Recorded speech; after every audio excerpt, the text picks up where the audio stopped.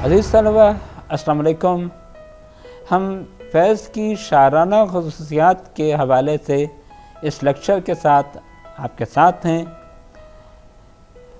ये बात आपको शुरू में बताई गई थी कि जो किसी शायर की शाराना ख़ुसूसियात हैं वो आपके लिए इंतहाई अहमियत की हामिल हैं कि इन ख़ुसूसियात की बुनियाद पर आपको नज़्में भी समझना है और उसके साथ साथ एक मुकम्मल सवाल भी आप सिर्फ ख़ुसूसियात के हवाले से अटेम्प्ट कर सकते हैं। इसलिए इस लेक्चर को बहुत गौर से सुनिएगा और इसके जो अलग अलग नुकात बयान किए जा रहे हैं उन पर ख़ास तवज्जो रखिएगा। इस वक्त मेरे हाथ में फैज़ की कुलियात नुस्ख़ा-ए वफ़ा मौजूद है। देखने में ये बड़ी छोटी सी मासूम सी किताब नज़र आती है, लेकिन ये बुनियादी तौर पर फैज़ साहब के तकरीबन 8 मजमूआ-ए कलाम का दीवान है। नक्श फरियादी, दस्त सबा, ज़ंदान नामा, दस्तह संग, सरे वादी सीना, शाम शहर जारा, मेरे दिल मेरे मुसाफिर और गुबारे अयाम। ये फैज़ साहब की शायरी, और लोग कहते हैं कि अगर किसी ने 1930 से लेकर 1980 तक की दुनिया की एहतिजाजी तारीख़ पढ़ना हो तो वो ये नुस्ख़ा-ए वफ़ा पढ़ ले और उसको पूरी दुनिया और दुनिया में होने वाले जुल्म और उसके ख़िलाफ़ किए जाने वाले एहतिजाज का पूरा अहाता करने में कोई दुश्वारी नहीं होगी। फैज़ साहब की इब्तिदा हमने आपको बता दी, एक बड़ी आसूदा हाल घराने में हुई और फैज़ ने जहाँ शायरी की इब्तिदा की वो भी एक आम क्लासिकल रोमानी शायरी ही थी। वहाँ पे भी वो वही इंतज़ार, हिज्र विसाल की बातें ही करते थे। वहीं पर गुलों में रंग भरे बादे नौ बहार चले, चले भी आओ कि गुलशन का कारोबार चले, उसी किस्म की बातें हो रही थीं। और ये फैज़ का अंदाज़ उनकी शायरी के पहले 6-7 साल में बरकरार रहा। तब्दीली आई 1936 में, 1936, जिसका हमने अभी गुज़िश्ता लेक्चर में ज़िक्र किया कि तरक्की पसंद तहरीक के वो बानियों में शामिल थे और डॉक्टर महमूद और उनकी बेगम ने फैज़ साहब को एक बिल्कुल नए रास्ते पर डाल दिया। और फैज़ का कमाल ये है कि उन्होंने इस सोच को, नज़रिए को वाकई अपनाया। उन्होंने इस बात को जुज़े जाँ बना लिया कि इंसान का ज़ाती दुख, ज़ाती खुशी नाखुशी कोई अहमियत नहीं रखती और इंसान की इज्तिमाई सोच, इज्तिमाई ज़हन, इज्तिमाई दुख ही सबसे ज़्यादा अहम है। फैज़ की इब्तिदा रोमानी गज़लों की है और जो मुकम्मल तौर पर क्लासिकी रंग में डूबी हुई थी, लेकिन 1936 के बाद उनका मौजू तो बदल गया, उनका कंटेंट बदल गया। अब वो किसी जाने जाना की बात नहीं करते, उनकी ज़ाती मोहब्बत उनकी ज़िंदगी से ये समझिए कि मनफी हो गई, लेकिन उनका असलूब नहीं बदला। सिर्फ ये हुआ कि फैज़ साहब ने उर्दू की क्लासिकल तराकीब को, जो एक ख़ास किस्म का रोमानी डिक्शन था, उसको तब्दील कर दिया, उसके मानी तब्दील कर दिए। अब फैज़ का महबूब कोई इंसान नहीं है, अब फैज़ का महबूब उसका वतन है। جب وہ بات کرتا ہے کسی دکھ کی تو اب وہ کوئی ذاتی دکھ نہیں ہے، اب وہ انسانیت کے دکھ میں جل رہا ہے۔ اس لیے ہم یہ بات کرتے ہیں کہ نقطہ نظر تبدیل ہو گیا، اب وہ ایک دنیا کی بات کرتے ہیں، دنیا میں ہونے والے مظالم کی بات کرتے ہیں، لیکن ان کے الفاظ، ان کا انداز مکمل طور پر وہی رہتا ہے۔ اور یہ ایک ایسی خصوصیت ہے کہ جو فیض کے لیے مخصوص ہے۔ دیکھیں، احتجاجی شاعری کچھ اور لوگوں نے بھی کی، جس میں ساحر لدھیانوی ہمارا اگلا شاعر، حبیب جالب بہت بڑا نام،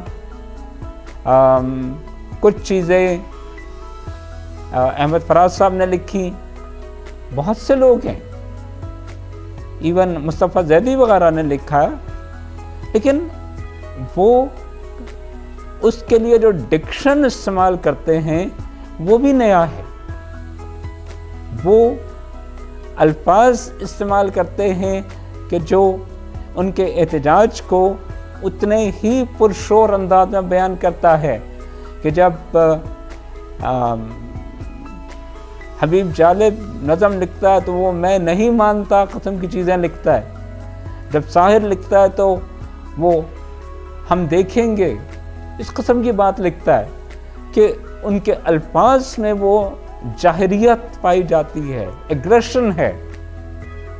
جبکہ فیض صاحب جب اسی بات پر احتجاج کرتے ہیں تو اس میں شاعرانہ حسن ہے، نرمی اور ملائمت کا وہ احساس جو غزل کا خاصہ تھا، رومانی غزل کا خاصہ تھا، وہ فیض صاحب کے ہاں موجود ہے۔ اس لیے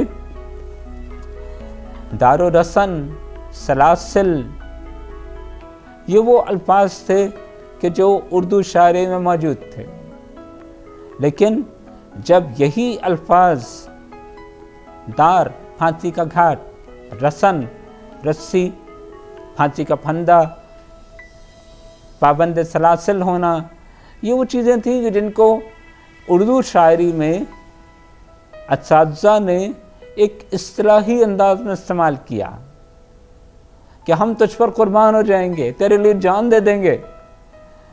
جب فیض کہتا ہے کہ میں تیرے لیے جان دے دوں گا تو وہ واقعی پھانسی کے خطرے سے دوچار ہے۔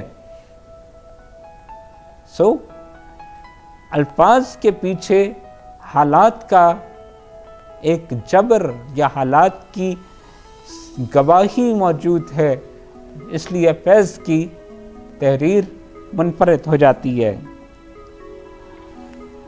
فیض صاحب اپنے مزاج کے لحاظ سے غزل گو ہیں، لیکن ان کو جو شہرت ملی وہ نظم کے حوالے سے ملی۔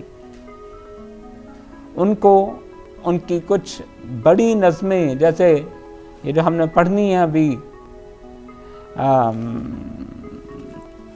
نثار تیری گلیوں کے وطن کے جہاں، یا پھر مجھ سے پہلی سی محبت، یا پھر چند روز اور میری جاں، یا پھر جب ہم بات کرتے ہیں ہم دیکھیں گے، تو اس طرح کی چیزیں ہیں۔ فلسطینی طلباء کے نام، وہ چیزیں کہ جو ان کو عظمت کی بلندیوں تک لے کے گئیں، یہ نظمیں تھیں، آزاد اور پابند دونوں، اس لیے کہ یہ ایک سیاسی اور احتجاجی موضوع رکھتی تھیں۔ فیض کو ہم کہتے ہی احتجاجی شاعر ہیں۔ ان کی جو پہلے زمانے کی شاعری ہے اس کو ہم نے الگ رکھ دیا، اور اس کے بعد کی جو 50 سال کی مکمل طور پہ سیاسی شاعری ہے اس کو ہم فیض کی نمائندہ شاعری کے طور پر لیتے ہیں۔ اور پھر ان کو احتجاج کا شاعر جب ہم مانتے ہوئے پڑھتے ہیں تو پھر یہ بات آتی ہے کہ وہ محروم طبقات کے نمائندے ہیں۔ محروم کوئی بھی ہو سکتا ہے، فرد سے لے کر طبقے تک اور ایک گروہ سے لے کر قوم تک، جس کے بھی حقوق نہیں دیے جا رہے، جس پر ظلم کیا جا رہا ہے، جس کو قبول نہیں کیا جا رہا، جس کی شخصیت کو مانا نہیں جا رہا، فیض کے لیے وہ ایک محروم طبقہ ہے۔ اس میں عورتوں سے لے کر غلاموں تک سب شامل ہیں۔ لیکن ایک بات یہ نوٹ کیجیے گا کہ ترقی پسند تحریک نے عورت کو بہت زیادہ ہائی لائٹ کیا تھا۔ عورت اور اس کا استحصال ترقی پسند مصنفین کا محبوب موضوع تھا۔ عجیب بات یہ ہے کہ فیض صاحب نے اس پہلو کو نہیں اٹھایا۔ فیض کے ہاں عورت مظلوم تو ہے، لیکن وہ مرکز نہیں ہے۔ فیض کے ہاں مرکز ملک ہے، عوام ہیں، عمومی۔ اور پھر فیض کا احتجاج صرف ہندوستان تک، صرف پاکستان تک، صرف اردو کے حوالے سے نہیں ہے۔ وہ ایران، فلسطین، کمبوڈیا، ویتنام، جہاں ظلم ہوتا ہے فیض اس کے خلاف احتجاج کرتا ہے۔ ظاہر ہے پاکستان اور یہاں کے حالات ایک بنیادی وصف رکھتے ہیں۔ یہاں پر ہم یہ بات بھی کہتے ہیں کہ اگرچہ وہ ایک اشتراکی سوچ رکھتے ہیں، کمیونسٹ تھاٹ رکھتے ہیں، لیکن فیض صاحب لادین نہیں ہیں۔ ان میں کسی قسم کی مذہب سے دوری نہیں ہے۔ فیض کی جو ریلیجس گراؤنڈنگ ہے، ان کی جو دینی تعلیم ہے، وہ اتنی گہری ہے کہ ان کی شاعری میں مسلسل یہ ریفرنسز ملتے چلے جاتے ہیں۔ دوسرے اشتراکیوں کی طرح، دوسرے کمیونسٹ کی طرح ہم فیض پر لادین ہونے کا الزام نہیں لگا سکتے۔ اور پھر ان کے ہاں جلا وطنی، محبت سے دوری، یہ تمام چیزیں موجود ہیں اور اس پر احتجاج بھی موجود ہے۔ لیکن ان کا اسلوب، ان کا لہجہ بہت دھیما ہے۔ وہ سخت سے سخت بات ایک بہت نرم، بڑے پرسکون لہجے میں کہہ جاتے ہیں۔ آپ یہاں مجھ سے پہلی سی محبت یا زیادہ اہم نثار تیری گلیوں کے وطن، اس میں ایک مصرع آئے گا، نہ ان کی ہار نئی، نہ اپنی جیت نئی۔ یہ اتنا بڑا خیال ہے، لیکن اس کو اتنے ہی دھیمے اور پرسکون آہنگ میں کہا گیا ہے۔ اس لیے فیض کو اپنے نظریات پر، اپنی سوچ پر، حق کے کامیاب ہونے پر اتنا یقین ہے کہ ان کے لیے اپنی آواز بلند کرنا ضروری رہا ہی نہیں۔ فیض کا دھیما انداز، ان کی نرمی، ان کی ملائمت، ان کی ایک بہت اہم خصوصیت بن جاتی ہے۔ اور اس کے ساتھ اگلا نقطہ یہ آتا ہے کہ وہ ایک پر امید شاعر ہے۔ رجائیت، حق کی فتح پر یقین۔ اور جن لوگوں نے احتجاج کیا وہ صرف احتجاج ہے، ان کو اپنی فتح کا یقین نہیں ہے۔ شاعر کہتا ہے تو وہ یہ کہے گا کہ وہ صبح کبھی تو آئے گی۔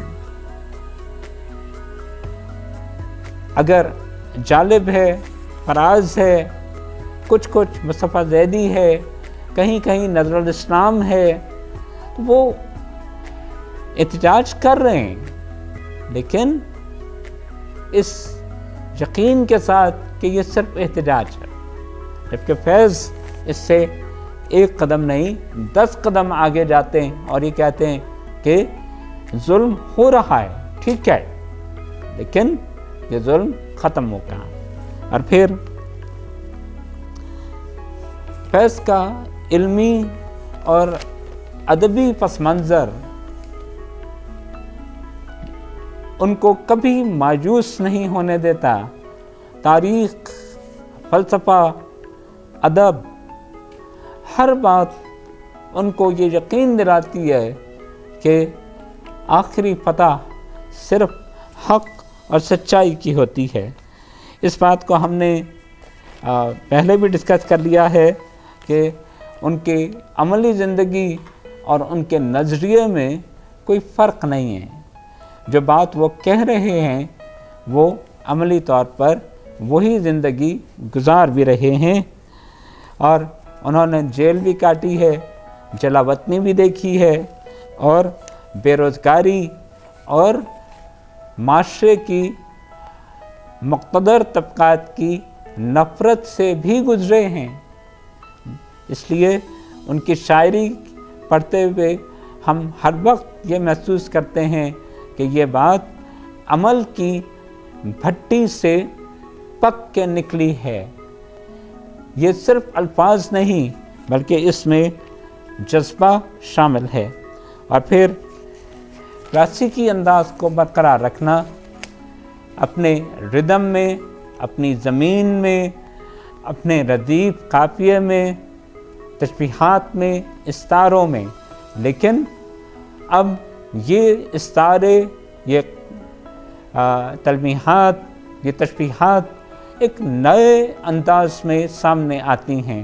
اور فیض کا یہ بھی کمال ہے کہ انہوں نے اردو کو نئی ترکیب دی، نئے الفاظ دیے کہ جو اس سے پہلے اردو میں شاعری میں استعمال نہیں ہو رہے تھے، اور موضوع تو نیا دیا ہی دیا۔ یہ بات یاد رکھیے گا کہ فیض کے ہاں فارم کا، حیرت کا تجربہ بہت کم ہے۔ وہ موضوع کا، اسلوب کا تجربہ کرتے ہیں، الفاظ اور بیان، ان کی سوچ مختلف ہے، اور اس سوچ نے ایک نہیں کئی نسلوں کو متاثر کیا ہے۔ اور یہ بات کہ وہ شکل نہیں بدلنا چاہتے، وہ بنیادی خیال تبدیل کر دیتے ہیں، اور یہی فیض کی ایک عہد ساز عظمت کی وجہ ہے کہ وہ اپنے آپ کو اس زمانے کے اور شاعروں کے ایک تقلیدی گروپ سے، فالوورز سے نکال کر ایک نئے راستے کے راہبر اور راہرو بن جاتے ہیں، اور پھر ان کے پیچھے ایک طویل قطار ہے چمکتے ہوئے چاند سورجوں کی کہ جو ان کے فیض کے راستے پر چلتے ہیں۔ بہت شکریہ، اللہ حافظ۔